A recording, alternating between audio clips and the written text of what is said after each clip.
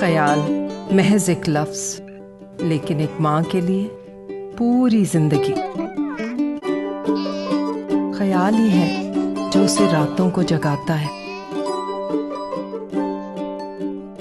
कभी खाने का मजा बन जाता है तो कभी बीमारी में आराम,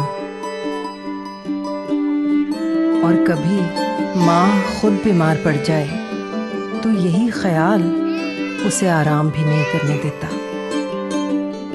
ख्याल एक ऐसा लफ्ज है जिसका मतलब एक माँ ही दूसरी माँ को समझा सकती है। देखा, मैं समझ गई, इसके दांत निकल रहे हैं इसलिए इतनी बेचैन हो रही है। अम्मी, मैंने इसके दांतों के लिए गोलियां ली हैं। सिर्फ डॉक्टर मसूद होम्योपैथिक फार्मास्यूटिकल्स की बायोजेन 21, ये 100 साल से ज्यादा आजमूदा है। इसमें मौजूद